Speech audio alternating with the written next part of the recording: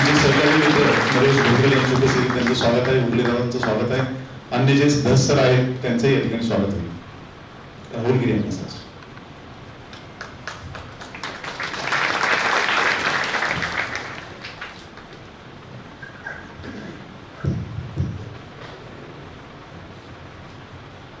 एकदा बीडच्या बसस्थानकावरती अगदी पैलवानासारखी देहयष्टी असलेला बलदंड, क्षमता आणि सामर्थ्य असलेला एक माणूस आपल्या 4-5 बॅगांच्या ओझ्यासह बसस्थानकावरती उतरला. तसा एक रिक्षावाला त्या माणसाच्या जवळ धावत आला आणि कुठं जायचं असं विचारताच आला. तो बलदंड माणूस, शक्तिशाली माणूस त्या रिक्षावाल्याला सांगतोय की मला बार्शी नाक्यावरती सोडशील काय, किती रुपये घेशील? रिक्षावाला म्हणतो 100 रुपये लागतील. तसा तो बलदंड माणूस त्या रिक्षावाल्याच्या अंगावरती खेकसतो आणि ओरडतो आणि म्हणतो इतक्या जवळ जाण्याचे कुठे 100 रुपये असतात का? मी माझ्या क्षमतेच्या, ताकदीच्या, सामर्थ्याच्या बळावरती माझ्या 4-5 बॅगा अंगावरती उचलून बार्शी नाक्यापर्यंत सहज चालत जाईल, उडत नाही. तसा तो माणूस चालायला लागतो. 10 मिनिट होतात, 20 मिनिट होतात, 25 मिनिट होतात, जवळपास 30 मिनिट होतात. 30 मिनिटं तो माणूस चालत असतो. चालत चालत जातो, थकतो, थापा लागतात, डोक्यावरती ऊन ज्वाळेचे लोट ओकत असतं. आणि त्यावेळी पुन्हा अर्धा तास चालून झाल्याच्या नंतर जिथं तो पोहोचतो त्याला वाटतं आता बार्शी नाका फार जवळ आलाय, आता सहज बार्शी नाक्यावरती 5 मिनिटात मी कदाचित पोहोचेल. आणि तोच रिक्षावाला पुन्हा त्याला त्या ठिकाणी भेटतो.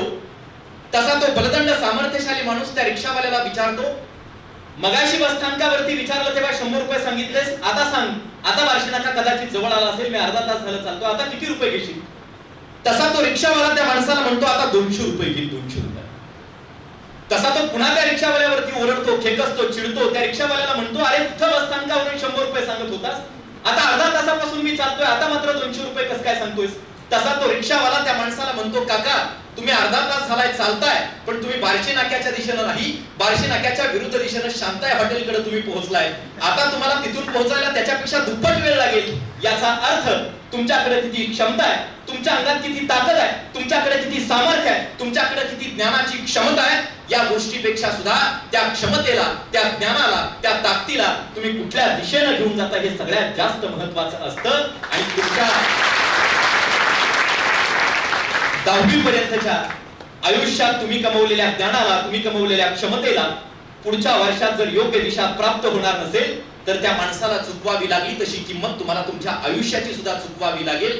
या जाणीवेतून 10वी नंतरच्या विद्यार्थ्यांना योग्य दिशा प्राप्त व्हावी या अतिशय प्रांजळ भावनेनं डॉक्टर तिडके क्लासेसच्या माध्यमातून आयोजित आजच्या या विद्यार्थी मार्गदर्शन कार्यक्रमासाठी मंचावरती उपस्थित असलेली ही सगळीच मंडळी, बऱ्याच लोकांनी नामोल्लेख केलाय.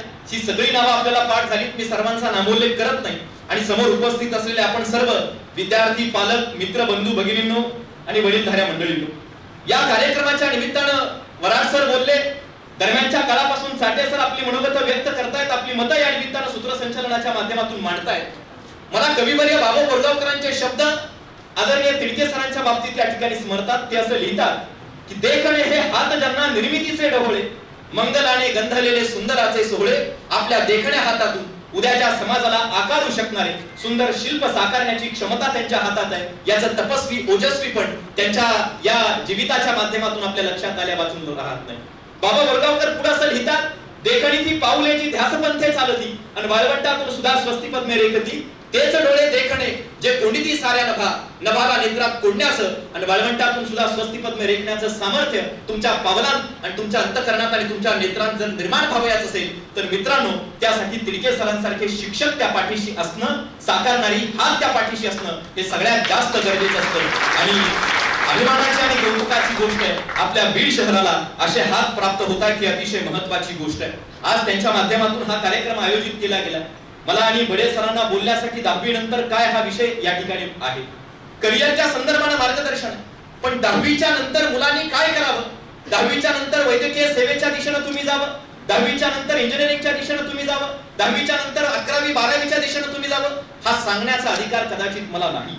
10वीच्या नंतर मुलांनी काय करावं, तुमच्या आज ज्या सुप्त क्षमता आहे त्या क्षमता पालकांना आणि विद्यार्थ्यांना ओळखता आल्या पाहिजेत आणि त्या क्षमतांना योग्य दिशेला घेऊन जाताना तुम्हाला येणाऱ्या अडथळ्यांच्या संदर्भात मार्गक्रमण कसं करता आलं पाहिजे या सगळ्या दृष्टिकोनातून माझं चिंतन तुमचा एक भाऊ आणि वडीलधाऱ्यांचा एक लेकरू या जाणीवेतून मांडण्यासाठी कदाचित तिडके सरांनी मला या ठिकाणी आमंत्रित केलं असावं.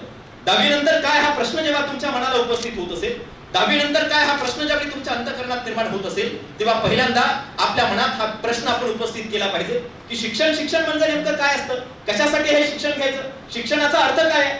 महात्मा गांधीजी असं सांगतात की विद्यार्थ्याच्या ठाई जे उत्तम आणि उदात्त असतं त्याचं प्रयोजन हे शिक्षणाचं सर्वोत्तम काम असतं. आणि म्हणून पालकांना मला आवर्जून या कार्यक्रमाच्या निमित्तानं सांगायचंय, आतापर्यंत तुमचं पाल्य तुमच्या हातात होतं, आता तुमचं पाल्य पुढच्या वर्गात जेव्हा जाईल तेव्हा त्याला स्वातंत्र्य प्राप्त होईल, तेव्हा ते दुसऱ्या शहरात कदाचित जाईल, दुसरीकडे कदाचित असेल, तेव्हा ते तुमच्या नजरेसमोर नसेल, त्याला स्वातंत्र्य बऱ्यापैकी असेल, पण तुमच्या पाल्याच्या अंतःकरणात ज्या सुप्त क्षमता आहेत त्या 10वी पर्यंत तुम्हाला कदाचित जर कळाल्या असतील तर त्या क्षमतांना वाव प्राप्त करून देणं हे तुमचं 10वी नंतरच्या विद्यार्थ्यांसाठी सगळ्यात पहिलं आणि महत्त्वाचं काम असेल, हे लक्षात घ्या. बऱ्याच लोकांच्या मनामध्ये शिक्षणाचा अर्थ काय घेतात आपण, शिक्षण कशासाठी, 10वी नंतर काय हा विचार करत असताना तुम्ही मुलांचं मोजमाप त्यांच्या यशाचं आपण कशाच्या माध्यमातून करतो, तर त्याच्या गुणपत्रिकेमध्ये आकड्यांची जी संख्या आहे ती संख्या आपण मुलांच्या यशाचं मोजमाप करत असल्याचं लक्षात यायला लागतं. तुमच्या मुलाच्या गुणपत्रिकेतले आकडे हे त्याचं यश दाखवत नसतात, हे पहिल्यांदा लक्षात घ्यायला शिका. आपलं एक चूक होते, आपण ज्ञान आणि माहिती या दोन गोष्टी तफावत करतो. आपण आपल्या मुलांना माहिती देतो, माहितीचे साठे त्याच्या डोक्यात भरवतो, माहितीचा डेटा त्याच्याकडे असतो, पण आपली लेकरं ज्ञानी होतात का हा सगळ्यात पहिला प्रश्न आपल्याला कदाचित मनाला विचारावा लागेल. एपीजे अब्दुल कलाम एके ठिकाणी असं म्हणतात की तुम्ही जर फक्त नोकऱ्यांसाठी शिक्षण देत राहिलात तर ही शिक्षण व्यवस्था केवळ नोकरच जन्माला घालायचं काम करेल. आणि म्हणून आपल्या लेकरांना केवळ नोकऱ्यांसाठी शिकवायला लावू नका, तर त्याच्या अंतःकरणात ती क्षमता निर्माण झाली पाहिजे. यासाठी आपल्या लेकरांना 10वीच्या पुढे शिक्षण घ्यायचं प्रयोजन त्याच्या अंतःकरणात निर्माण करणं हे मला वाटतं पालक म्हणून तुम्हा सगळ्यांचं सगळ्यात महत्त्वाचं काम असल्याचं आपल्याला लक्षात ठेवावं लागेल. लर्निंग आणि एज्युकेशन हे दोन शब्द आहेत. शिक्षणाच्या प्रवाहात आमची मुलं जेव्हा असतात आम्ही त्यांना फक्त एज्युकेशन देतो, एज्युकेट करतो, माहिती त्याच्या अंतःकरणात येते, पण लर्निंग मात्र आम्ही त्याला कुठली देत नसल्याचे आज पाहायला मिळते. या समस्या आमच्या समोर का उभा राहतात, लेकरं अपयशी का होतात, लेकरं एका उंचीपर्यंत जातात, तिथे गेले की पुन्हा तिथून कोलमडतात, एखाद्या सबसिडीवरती पोहोचलेल्या व्यक्तीसारखं कोलमडून पडतात. याचं नेमकं कारण काय, या पाठीमागची कारणं शोधताना आपल्याला विचार करावा लागेल की पदव्यांचे कागद याचा अर्थ शिक्षण नसतं. एज्युकेट झालेला एखादा मुलगा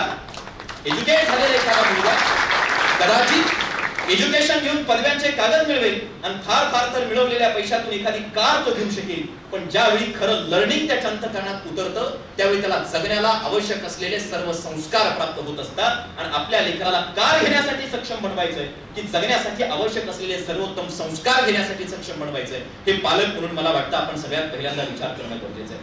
आज 10वी नंतर शहरोशहरी जेव्हा आम्ही कार्यक्रमाला व्याख्यानाला जातो त्यावेळी सर आम्हाला सातत्याने एक वास्तव पाहायला मिळतं. 10वी पर्यंत मुलं पालकांच्या नजरेत असतात, मुलं शिक्षकांच्या सहवासात असतात.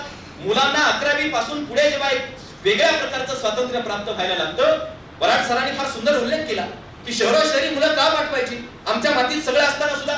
आज शहरोशहरी काय चित्र दिसतंय बराड सर आपल्याला, मुलं ज्यावेळी या मातीतून दुसऱ्या शहरात विद्यालयात असतात 10वी पर्यंत, पण विद्यालयातली ही मुलं ज्यावेळी एखाद्या शहरात महाविद्यालयात जायला लागतात, आम्ही सर्रास पाहतो 31च्या अंधाऱ्या रात्री विद्यालयातून महाविद्यालयात जाणाऱ्या लेकरांची पावलं आज मध्यालयात पोहोचत असल्याचे आमच्या लक्षात यायला लागतं. हे का वास्तव होत आहे, पालक म्हणून आम्ही कुठे चुकतोय का, हा विचार मला वाटतं तुमचं लेकरू या जाणीवेतून पालक म्हणून तुम्हा सगळ्यांच्या अंतःकरणात ठसवणं मी माझं कर्तव्य समजतो.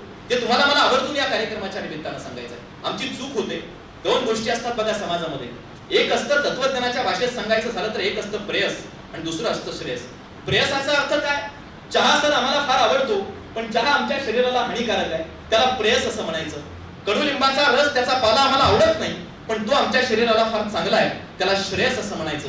आज समाजामध्ये प्रेयस असणाऱ्या खूप गोष्टी आहेत, आज समाजामध्ये श्रेयस असणाऱ्या सुद्धा खूप गोष्टी आहेत. आम्ही आमच्या पाल्याला श्रेयसाकडून काढतो आणि तात्पुरत्या सुखापायी, तात्पुरत्या समाधानापायी आम्ही त्याला प्रेयसाकडे नेऊन घालत असल्याचं आमच्या लक्षात यायला लागतं. एका उदाहरणाच्या माध्यमातून सांगायचं झालं तर मी सांगेन, एखादा माणूस शेतामध्ये राबत असावा, दिवसभर त्यानं काबाड कष्ट करावं, संध्याकाळी सूर्य मावळतीला जावा, घरात यावा, घराच्या अंगणासमोर बायकोनं चुलीवरती दूध असं तापवायला ठेवलेलं असावं आणि पत्नी मात्र घरामध्ये जाऊन पलंगावरती पहुडली आहे, त्याला राग यावा कारण चुलीवरचं अंगणातलं दूध असं उतू जातंय. त्याने एक लाकड हातात घ्यावं, धावत घरात जावं आणि पत्नीवरती उगारावं, अर्धा तास तिच्याशी भांडावं की चुलीवरती दूध तापवायला ठेवलंय, सगळं दूध उतू जात आहे आणि तू मात्र घरात येऊन पहुडलीस. अर्धा तासाचं भांडण संपावं आणि त्या पत्नीनं शांत शब्दात आपल्या पतीला सांगावं, अहो एवढा वेळ येऊन माझ्यासोबत काबाड कष्ट करून थकून आला आणि एवढ्या वेळचं चुलीवरती उतू जाणारं दूध पाहिलं, लाकड हातात घेतलं, माझ्याजवळ आलात आणि मला अर्धा तासापासून भांडताय, मला भांडत बसण्यापेक्षा कदाचित आल्याबरोबर चुलीतला तो जाळ जरासा जर मागं उडला असता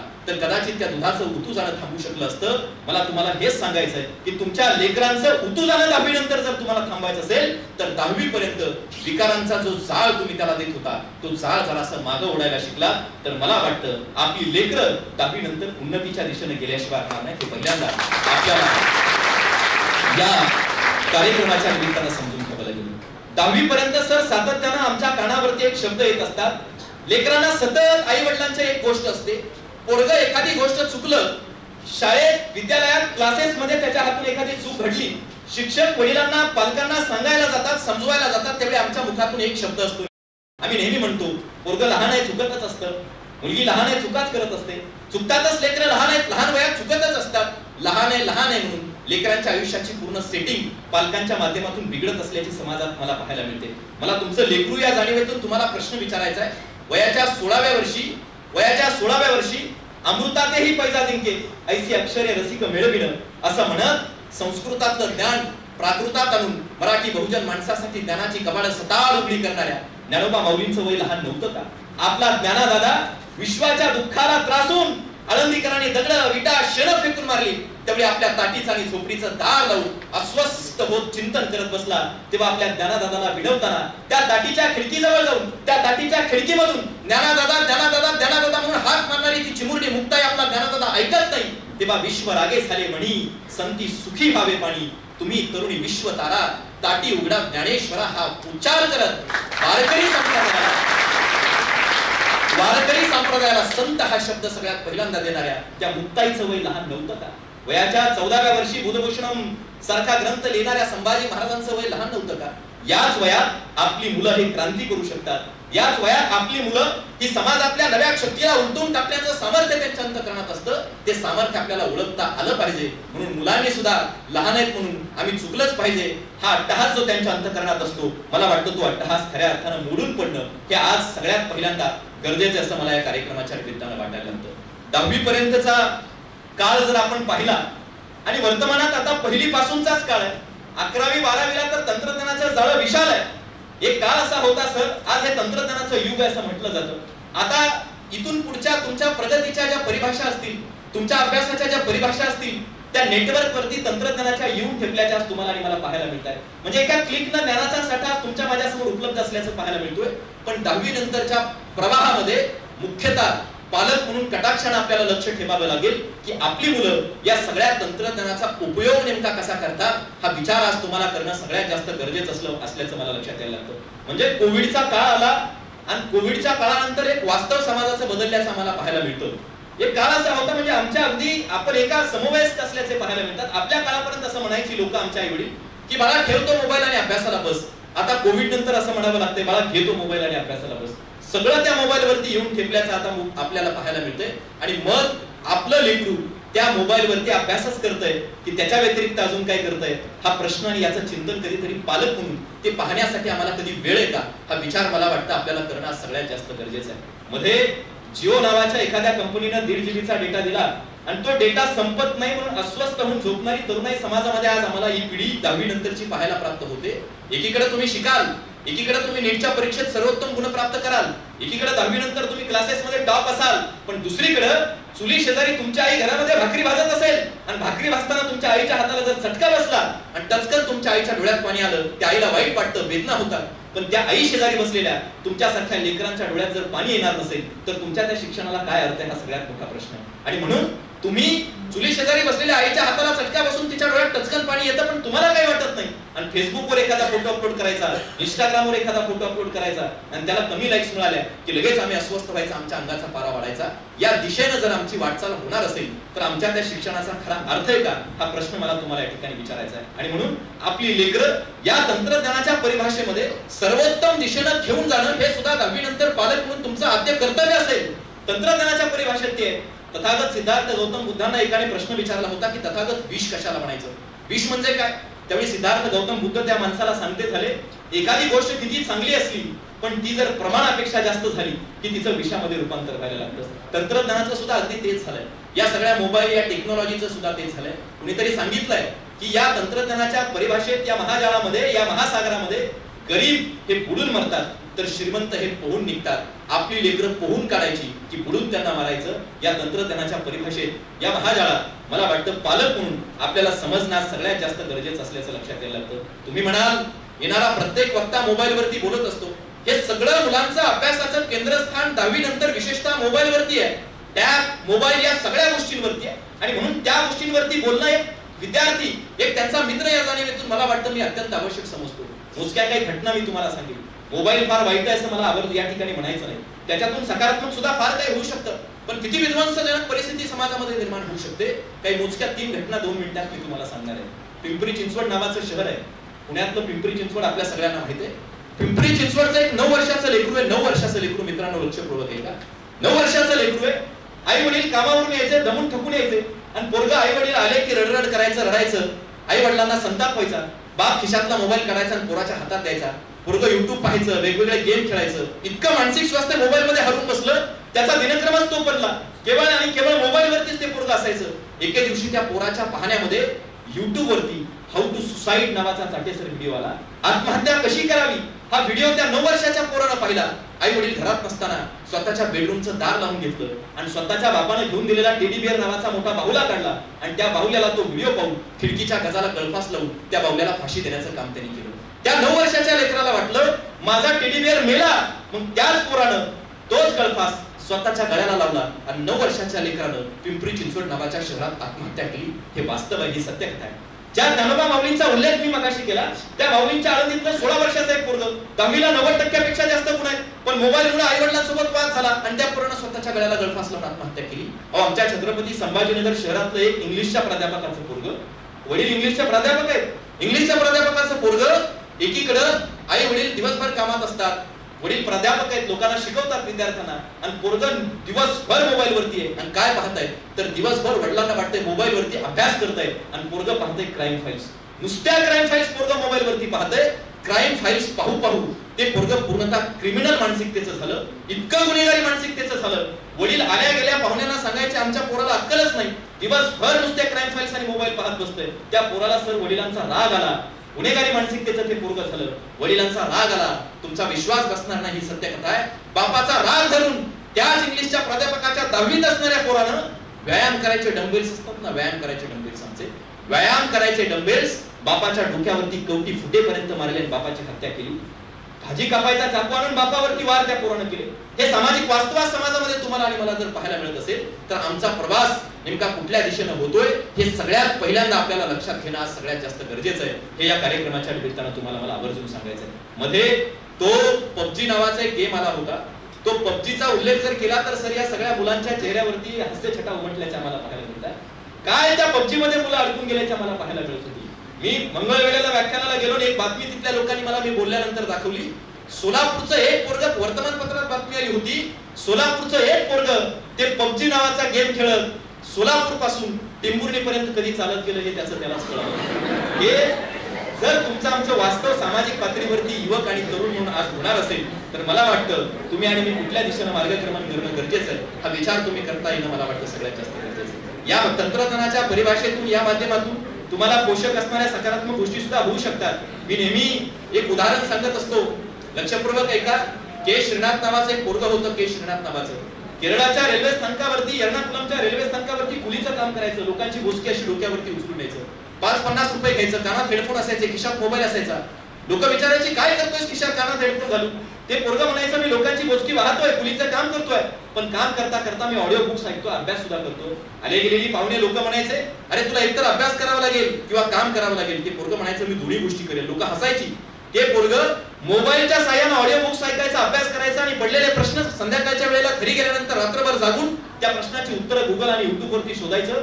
सर तुम्हाला मला सांगताना अभिमान वाटतोय, केरळच्या रेल्वे स्थानकावरती कुलीचं काम करणारा तो के श्रीनाथ नावाचा पोरगा केरळातली सर्वात अवघड असणारी केपीएससी अर्थात केरळा पब्लिक सर्व्हिस कमिशन नावाची परीक्षा तर उत्तीर्ण झालंच, पण गतवर्षी ते पोरगं यूपीएससी ची देशातली सर्वोत्तम परीक्षा मोबाईल वरती अभ्यास करून उत्तीर्ण झालं. म्हणजे या तंत्रज्ञानाच्या साहाय्याने या गोष्टी सुद्धा होऊ शकतात. नाहीतर आमचं काय होतं, आम्ही मात्र दिवसभर व्हॉट्सअप वरती, इंस्टाग्राम वरती, फेसबुक वरती असायचं. आई वडिलांना वाटतंय पोरगं मोबाईल वर अभ्यास करतंय आणि दुसरीकडे परीक्षा जवळ आल्या की चालले सोमवारचा उपवास करायला, मंगळवारचा उपवास, शनिवारचा उपवास करायला. इथल्या प्रत्येक माझ्या तरुण मित्राला मला हे सांगायचं आहे की परीक्षा जवळ आल्यानंतर सोमवार, मंगळवार, बुधवार, गुरुवार हे उपवास करण्यापेक्षा जेव्हा तुम्ही परीक्षेच्या काळात असाल, जेव्हा तुम्ही शैक्षणिक वर्षात असाल, तेव्हा कदाचित 1 महिना, 2 महिने, 3 महिने फेसबुकचा उपवास करायला शिका, इंस्टाग्रामचा उपवास करायला शिका, व्हॉट्सअपचा उपवास करायला शिका.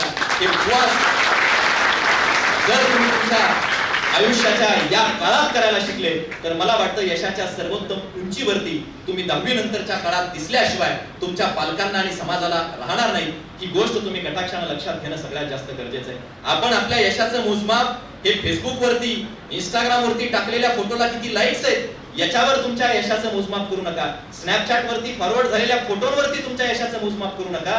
मी नेहमी सांगत असतो की तुम्ही तुमचे ते फेसबुक वरचे लाईक्स वाढवण्यापेक्षा स्वतःची लायकी वाढवण्यावर सगळ्यात पहिल्यांदा भर देणं गरजेचं आहे. स्वतःची लायकी वाढवण्यावर सगळ्यात पहिल्यांदा भर देणं गरजेचं आहे. आपण आपलं ते दिवसभर व्हॉट्सअपचं स्टेटस या खेळात असण्यापेक्षा आज तिडके सरांनी जशी त्यांच्या वडिलांची मान अभिमानाने उंचावली, मला वाटतं तुम्ही तिडके सरांसारखं स्वतःचं तसं स्टेटस निर्माण करा ज्यातून आई वडिलांची मान उंच झाल्याशिवाय राहणार नाही. स्नॅपचॅटच्या इमेजेसच्या खेळापेक्षा स्वतःची इमेज वाढवण्यावर भर द्या ना. आणि तो इमेज वाढवण्याचा, स्वतःचं स्टेटस निर्माण करण्याचा, स्वतःची लायकी वाढवण्याचा काळ जर कुठला असेल तर मला वाटतं 10वी नंतरचा तुमचा तो काळ आहे. त्या काळाला तुम्ही सर्वजण लक्षात घ्याल आणि त्या दिशेने कराल ही कामना सुद्धा तुमचा एक भाऊ या जाणीवेतून या कार्यक्रमाच्या निमित्तानं व्यक्त करतो. तुम्ही सर्वजण 10वी नंतर तारुण्याच्या सर्वोच्च उंबरठ्यावरती असाल. तुम्हाला 10वी नंतरचा अभ्यास करायचा आहे तो स्वतःसाठी करायचा, 10वी नंतरचा अभ्यास करायचा आहे तो कुटुंबासाठी करायचा, 10वी नंतरचा अभ्यास करायचा, 10वी नंतर जे काही मोठं व्हायचंय ते सगळं समाजासाठी करायचंय. पण या सगळ्यांचं परिपोष जर काय असेल तर आपलं हे सगळं करणं कुठंतरी राष्ट्राच्या हिताचं सुद्धा असलं पाहिजे, कुठंतरी समाजाच्या हिताचं सुद्धा असलं पाहिजे. एकीकडे तिडके सर वैद्यकीय सेवेला प्रवेश प्राप्त करतात, चांगल्या विद्यालयातून MBBS प्राप्त होतात, दुसरीकडे ते डॉक्टर होण्यापेक्षा त्यांच्या आत असलेली सुप्त शिकवण्याची जी क्षमता आहे त्या क्षमतेला घेऊन तुमच्या हितासाठी आज शिक्षणासारख्या पवित्र ज्ञानदानाच्या कार्यात उतरतात. ही त्यांच्या दृष्टीने कौतुकाची गोष्ट आहे. आणि मला वाटतं आपण सुद्धा जे करतो त्या सगळ्याचं समाजाच्या दृष्टीने सुद्धा उपयोग होणं मला वाटतं सगळ्यात जास्त गरजेचं आहे. 10वी नंतर मी मगाशी म्हटलं की तारुण्याच्या सर्वोच्च उंबरठ्यावरती तुम्ही असता, तुमची लेकरं 10वी नंतर तारुण्याच्या सर्वोच्च उंबरठ्यावरती असतात. तरुण याचा अर्थ काय? तारुण्य म्हणजे काय असतं? तुमच्या लेकरांच्या मनामध्ये बुडत्या तुमच्या कुटुंबाला, बुडत्या स्वतःला, बुडत्या समाजाला आणि पर्यायी बुडत्या राष्ट्राला तारण्याचं सामर्थ्य ज्याच्यामध्ये असतं ना, मी त्याला खऱ्या अर्थानं तरुण समजतो. आज मित्रांनो, वराड सरांनी बोलत असताना सांगितलं की या मातीतली मुलं राष्ट्रीय पातळीवरती चमकत असलेली वेगवेगळ्या क्षेत्राच्या माध्यमातून आपल्याला पाहायला मिळतात. आपल्या देशाकडून, आपल्या मातीकडून समाजाच्या आणि जगाच्या फार मोठ्या अपेक्षा आहेत. तुम्हाला कदाचित हे चुकीचं वाटत असेल, हसू येईल की भारतातल्या तरुणांकडून समाजाच्या आणि जगाच्या काय अपेक्षा आहेत, तुम्हाला म्हणजे सत्य वाटणार नाही त्या गोष्टी. बडे सर मला सांगताना अभिमान वाटतो की आज जगाच्या काय अपेक्षा आहेत, कशामुळे अपेक्षा आहेत. आज जर आपण अमेरिकेचे राष्ट्राध्यक्ष पाहिले, अमेरिकेच्या राष्ट्राध्यक्षाच्या फौजेमध्ये 18 जे डॉक्टर आहेत त्यातले 13 डॉक्टर हे भारतीय मुलं आणि मुली आहेत. ही आमच्या देशाची प्रतिमा आहे, हे आमच्या देशाचा स्वाभिमान आहे. हे तुमच्या सगळ्यांच्या माध्यमातून निर्माण होत आहे आणि ती उंची कमवण्याचं सामर्थ्य तुमच्यात निर्माण झालं पाहिजे. एकीकडे रशियाचं आणि युक्रेनचं युद्ध सुरू आहे, इकडून तोफ गोळे लागले जातात, तिकडून रॅकेट येतात, नुसता धूर सगळीकडे आम्हाला पाहायला मिळतोय. पण जेव्हा एखादं भारतीय तरुण तुमच्या आमच्या वयातलं खांद्यावरती तिरंगा घेतं आणि याकडेच त्या कडेला जात नाही तोपर्यंत इकडच्या तोफा सुद्धा थंडावतात, तिकडचे रॅकेट सुद्धा थंडावतात. दोन देशामध्ये तोपर्यंत शांती आम्हाला पाहायला मिळते. ही आमच्या देशाची किंमत आहे, ही आमच्या देशातल्या तारुण्याची किंमत आहे. आणि मला वाटतं ही किंमत, सामर्थ्य, ते तारुण्य तुमच्या मनात निर्माण होणं सगळ्यात जास्त गरजेचं आहे. आपण तारुण्याच्या उंबरठ्यावरती आहोत. या राष्ट्राचं हित तुमच्या सगळ्यांच्या मध्ये दडलेलं आहे. स्वामी विवेकानंद जसं म्हणायचे की तुम्ही तुमच्या देशातल्या युवकांच्या ओठावरचं गीत मला सांगा, तुमच्या देशाचं गीत मी तुम्हाला सांगेन. मित्रांनो, आपल्या ओठावरती जे गीत असेल त्यात आपल्या समाजाचं, आपल्या राष्ट्राचं, आपल्या कुटुंबाचं हित त्या ठिकाणी दडलेलं असेल. म्हणून तुम्हा सगळ्यांच्या ओठावरती प्रगतीचं गीत असणं मला वाटतं सगळ्यात जास्त गरजेचं आहे. शिक्षणाच्या प्रवाहात आहात, पदव्यांचे कागद प्राप्त कराल, शिक्षण मिळवाल, गुणांकन प्राप्त कराल, डॉक्टर व्हाल, इंजिनियर व्हाल, कलेक्टर व्हाल, तहसीलदार व्हाल, वाटेल ते व्हाल. पण एक गोष्ट लक्षात ठेवा, आपण ज्या मातीतून येतो, आपण ज्या समाजातून येतो, आपला समाज, आपली ही माती त्याग संस्कृती आम्हाला शिकवते. त्यागाची परंपरा आपल्या मातीला, या धरेला त्यागाची परंपरा आहे, भोगवादी संस्कृती नाही. आज जे पाश्चिमात्यकरण आपण अनुकरतो आहोत, त्या पाश्चिमात्यकरणाच्या दिशेने आपली जी वाटचाल चालली, वेस्ट आपण म्हणतो, वेस्टर्न कंट्रीज म्हणतो, त्या वेस्टचं सगळं वेस्ट आम्ही स्वीकारलंय. वराड सर, वेस्टचं बेस्ट मात्र समाजामध्ये काही स्वीकारत नसल्याची आजची ही तरुण पिढी आम्हाला दिसते. आणि म्हणून त्या वेस्ट मधून बेस्ट स्वीकारायला शिका. आमच्या सुद्धा प्रचंड बेस्ट आहे. ते बेस्ट कधीतरी स्वीकारायला शिकता येणं मला वाटतं या वयामध्ये तुम्हाला सगळ्यात जास्त गरजेचं आहे. तुमचं तारुण्य कसं असलं पाहिजे. आज तुम्ही सगळी लेकरं 10वीच्या नंतर एक वेगळ्या प्रवाहाला जाईल. ज्याच्यात जी क्षमता आहे तो त्या प्रवाहाला जाईल, ज्याच्यात जी गुणवत्ता आहे तो त्या दिशेला जाईल. तुमच्यात काय गुणवत्ता आहे ती कशी ओळखता आली पाहिजे. मी नेहमी एक उदाहरण सांगतो की फक्त नोकरी नोकरी नोकरी शिक्षणातून हे प्राधान्यक्रम न ठरवता तुमच्यात काय आहे हे सगळ्यात पहिल्यांदा ओळखायला शिका. हबीब हमीद नावाचं एखादं पोरग तुम्हाला माहित नसेल, ते हबीब हमीद का काय त्याचं नाव, लोकांची केस कापायचा. केस कापायची कला फार उत्तम आहे, फार सुंदर पद्धतीने त्याला आवड आहे केस कापायची. त्याच्यातली कला ती क्षमता त्यानं ओळखली. त्याच्या समाजातली लोक नाव ठेवायची, काय करतोय तर लोकांची केस कापतोय, पण त्याला त्याच्यात आवड आहे, त्यानं ओळखलं, लोकांनी नावं ठेवली. पण त्या हबीब हमीद नावाच्या त्या पोरानं पुण्यामध्ये आपल्या केस कापण्याच्या कलेचा विकास केला आणि आज पुण्यामध्ये 100 पेक्षा जास्त त्याचे शॉप्स आणि त्याच्या शाखा केश कर्तनालयाच्या असल्याच्या पाहायला मिळतात. हजारो पोरं त्याच्या हाताखाली काम करायचं काम करतात. आज हनुमंतराव गायकवाड नावाची एखादी व्यक्ती लोकांची टॉयलेट स्वच्छ करून देत आहे, गटारी स्वच्छ करून देत आहेत, लोक नाव ठेवतायत. स्वच्छतेची आवड आहे, स्वच्छतेचं कौशल्य आहे. लोक म्हणतात काय करताय तर लोकांची घाण स्वच्छ करताय. त्या माणसानं गल्ल्याच्या गल्ल्या स्वच्छ करायची कामं मिळवली, लोक पैसे द्यायचे. पाहता पाहता सरकारी कार्यालय त्याला स्वच्छ करायची कॉन्ट्रॅक्ट मिळाली. आज देशाचं मंत्रालय स्वच्छ करण्याचं काम आणि कॉन्ट्रॅक्ट त्या माणसाला मिळतं आणि लाखो लोक त्याच्या हाताखाली काम करतात. मला वाटतं तुमच्यात काय आहे हे तुम्हाला सगळ्यात पहिल्यांदा ओळखता येणं हे सगळ्यात जास्त गरजेचं आहे. या देशाच्या संस्कृतीबद्दल, या घरेच्या त्यागाबद्दल आपण या ठिकाणी बोलत होतो. तारुण्य आमचं कसं असलं पाहिजे, या तारुण्याच्या उंबरठ्यावरती आम्ही असताना आज तुम्हा सगळ्यांकडून काय अपेक्षा आहे. स्वामी विवेकानंदांसारखं चारित्र्य या वयामध्ये तुमच्याकडून अपेक्षित असल्याचं या ठिकाणी लक्षात यायला लागतं. ज्या शिकागोच्या धर्म परिषदेमध्ये स्वामी विवेकानंदांना जायचंय, पण शिकागोच्या धर्म परिषदेमध्ये जाण्यासाठी आमच्या वयातले स्वामी विवेकानंद, तुमच्या माझ्या वयातले, अंगावर भगवी वस्त्र परिधान केली, या देशाचा अभ्यास केलाय, या देशाचं चिंतन केलंय, पावलांनी हा देश सगळा फिरले आणि आपल्या गुरुमातेकडे गेले आणि गुरुमातेला विनंती करते, शारदा मातेला, गुरूंचं निधन झालंय रामकृष्ण परमहंसांचं, आणि शारदा मातेला स्वामी विवेकानंद विनंती करतात की शारदा माता, शिकागोच्या धर्म परिषदेत मला या देशाची मतं मांडायला जायचंय, माझ्या धर्माबद्दल, माझ्या देशाबद्दल भाषण मला तिथं करायला जायचं, मी जाऊ का, मला परवानगी आहे का. पण शारदा माता शांत बसतात आणि भाजी कापत असतात. तो भाजी कापायचा चाकू असा घेतात आणि विवेकानंदांच्या समोर फेकतात. विवेकानंदांना विनंती करतात तो चाकू मला उचलून दे. विवेकानंदांना प्रश्न पडतो, अरे शिकागोच्या धर्म परिषदेत या देशाची प्रतिभा सिद्ध करायला जाऊ शकतो का, हा प्रश्न विचारला. त्या प्रश्नाचं उत्तर हो किंवा नाही म्हणून देण्यापेक्षा चाकू माझ्या समोर शारदा मातेने फेकलाय आणि चाकू उचलून देण्याची विनंती मला करताय. विवेकानंद चाकू उचलतात, शारदा मातेच्या हातात देतात आणि शारदा माता म्हणतात, जा बाळा, शिकागोच्या धर्म परिषदेमध्ये तुझी मतं मांडायला जा. आणि विवेकानंद शारदा मातेला म्हणतात, असं का केलं, आता मला का म्हणतायत जा, चाकू फेकला तो उचलून दिला आणि आता मला सांगतायत जा बाळा शिकागोच्या धर्म परिषदेत या देशाची प्रतिभा सिद्ध करायला, असं का केलं. तेव्हा शारदा माता विवेकानंदांना असं म्हणतात, बाळा, या देशाची प्रतिभा सिद्ध करायला तू शिकागोच्या जागतिक व्यासपीठावरती चाललायस, तेव्हा मी चाकू तुझ्या समोर फेकला, तुला उचलून देण्याची विनंती केली, तू तो चाकू उचललास आणि तो चाकू उचलून माझ्या हातामध्ये जेव्हा आणून दिलास, तेव्हा तो चाकू माझ्या हातामध्ये आणून देताना त्या चाकूची जी धार आहे ती धार मला तुझ्या पोटाकडे होती आणि मूठ मात्र माझ्या पोटाकडे होती. एवढी काळजी तू माझी घेतलीस. या जगाचं, या समाजाच्या दुःखाची धार ज्याच्या कवेत साठवण्याचं सामर्थ्य ज्याच्यात आहे, तोच माणूस या देशाचं नेतृत्व जागतिक पातळीवरती करू शकतो. ही आमची संस्कृती आहे. हे स्वामी विवेकानंदांनी तुमच्या वयात सिद्ध केलेलं आहे. शिकागोच्या धर्म परिषदेत जायचं काय ती चैतन्याची नवारी आहे, जगाला सुचलं नसेल का.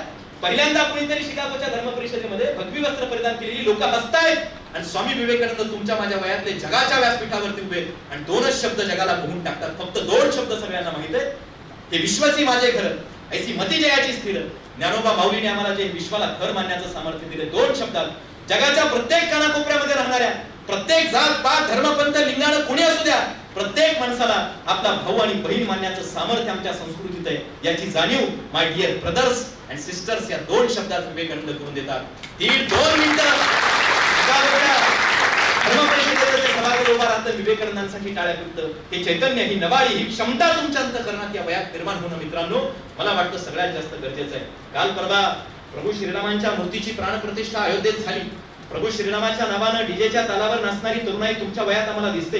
पण ही जी आमची परंपरा आहे, ज्या परंपरेच्या संस्कृतीच्या गप्पा आम्ही मारतो त्याच्यावरती आम्ही उत्सव साजरे करत असल्याचं या वयामध्ये आम्हाला पाहायला मिळतं.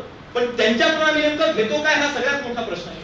प्रभू श्रीरामाला आम्ही मानतो, धार्मिक दृष्ट्या मानतो, या राष्ट्राचे ते राष्ट्रपुरुष आहेत, पण त्यांच्या चरित्रातून आम्ही नेमकं काय शिकायचं मित्रांनो, लक्षपूर्वक आहे का. तुमच्या वयात विवेकानंद आहे. आज त्या 10वीच्या वयात 16व्या वर्षात प्रभू श्रीराम आहे.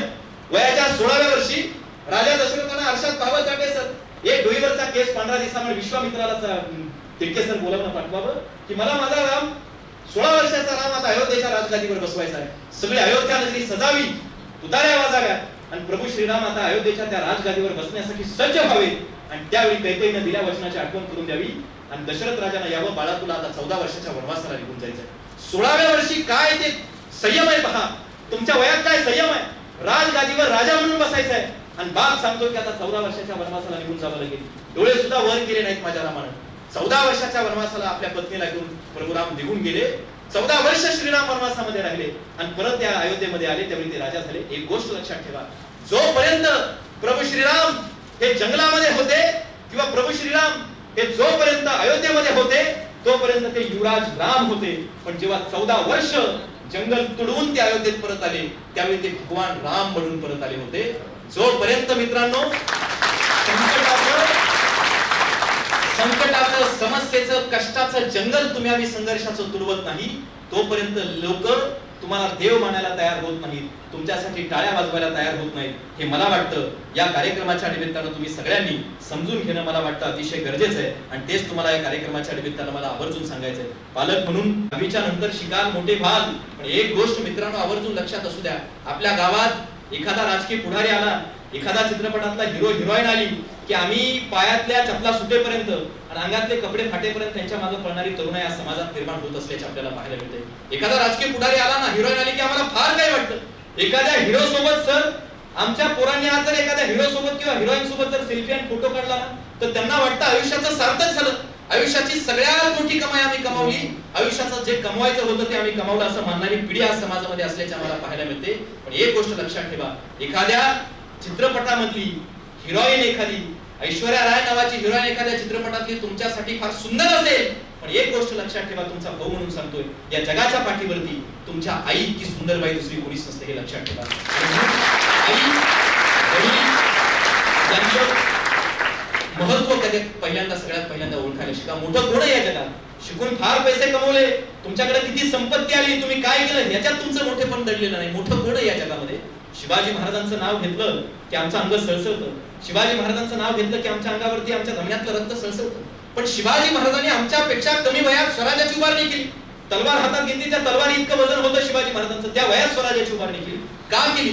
का विचाराला शिवाजी महाराजांच्या डोळ्यामध्ये की स्वराज्य उभं करावं? त्याचं कारण आहे, सगळ्यात पहिल्यांदा शिवाजी महाराजांनी आपल्या आईच्या डोळ्यात पाहिलं जिजाऊंच्या, आणि जिजाऊंच्या डोळ्यात त्यांना दिसलं की माझ्या आईला वाटतंय की माझ्या पतीनं शहाजीराजानं किती दिवस आदिलशाहची चाकरी करायची, माझ्या पतीनं शहाजीराजानं किती दिवस निजामशाहची चाकरी करायची, आमचं सुद्धा स्वतःचं स्वराज्य उभं राहिलं पाहिजे. आणि म्हणून शिवाजी महाराजांचं स्वराज्य म्हणजे आई जिजाऊच्या डोळ्यातलं स्वप्न आहे हे लक्षात ठेवायला शिका. आणि म्हणून ज्या लेकराला आपल्या आईच्या डोळ्यातलं स्वप्न उमगलं ना, मला वाटतं ते लेकरू सगळ्यात मोठं झालं. ज्या लेकराला आपल्या बापाच्या फाटक्या बहिणीची किंमत कळाली ना, ते लेकरू आयुष्यामध्ये सगळ्यात मोठं झालं. हे सांगणारी एक शेवटची कथा मी तुम्हाला सांगणार आहे. मी नेहमी सांगत असतो, मोठं कोण आहे या जगामध्ये, तुम्ही मोठं किती होता आलं पाहिजे तुम्हाला. एक वडार समाजातली बाई आहे, वडार समाजातली. वडार समाज आमच्याकडे रस्त्यावरती दगड फोडायची, खडी फोडायचं काम करतो, प्रचंड कष्टाळू समाज आहे. एक वडार समाजातली बाई आहे, 12 वर्षाचं लेकरू आहे आणि खडी फोडायला रस्त्यावरती जाते. रस्त्यावरती खडी फोडायचं काम घेतलं, अंगामध्ये ताप आहे, दुखतंय, सनसन आहे, काम करू शकत नाही. पण 12 वर्षाच्या लेकराला पोटाची खळगी भरावी म्हणून सोबत घेऊन रस्त्यावर खडी फोडायच्या कामाला गेली. खडी फोडते रस्त्यावरती जाऊन, खडी फोडायचं काम रस्त्यावरचं सुरू आहे आणि अचानक सुटाबुटातले कलेक्टर त्या गाडीमध्ये बसून, सुटाबुटातला कलेक्टर तिथे येतो आणि कलेक्टर तिथे आल्याच्या नंतर त्या बाईचं काम पाहतो आणि त्या बाईचं काम पाहिल्याच्या नंतर तो कलेक्टर त्या बाईला वाटेल त्या शिवाय घालायला लागतो, तिला काम होत नाही, वाटेल ते बोलणे बोलतो आणि तसं तो कलेक्टर सुटाबुटातला गाडी बसून निघून जातो. त्या बाईच्या डोळ्यातून घळघळा अश्रू येतात. 12 वर्षाचं लेकरू आपल्या आईच्या जवळ जातं, आईच्या खांद्यावर हात ठेवतं, आईच्या डोळ्यातले अश्रू त्या पोराच्या हातावर पडतात, त्या पोराच्या काळजात चरखण होतं. ते पोरगा आईला विचारता येते कोण होतं तो? ती आई म्हणते बाळा ते कलेक्टर होते, फार मोठे साहेब होते. तसं ते पोरगा आईच्या हातातला छन्न्याने हातोडा हिसकावतं, एका खडकावरती जातं, छन्नीवर घणाचे घाव घालत सुटतं, काहीतरी अक्षर तिथं पुढत सुटतं. आईला वाटतं पोरगं काय वेडेपणा करतंय. आई धावत धावत जाते, पोराच्या हातातला छन्नी हातोडा हिसकावण्याचा प्रयत्न करते. पोराच्या हातावर जखम होते, रक्ताची चिळकांडी उडते, जिथं काहीतरी लिहिलं असतं तिथं रक्त शिंपलं जातं. आईला वाटतं माझ्या लेकरानं काय लिहिलंय ते वाचावं. आई पदर घेते आणि लिहिलेलं ते वाचण्यासाठी तिथलं रक्त पुसते.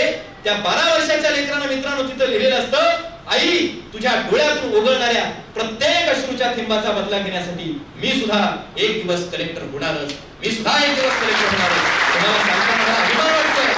ही सत्य कथा आहे. या महाराष्ट्राच्या मातीतल्या सोलापूर जिल्ह्यातल्या करमाळा तालुक्यातल्या जेऊरचं ते मंजुळे नावाचं पोरगा आज कलेक्टर आहे. आणि म्हणून आम्हाला किती मोठा होता आलं पाहिजे.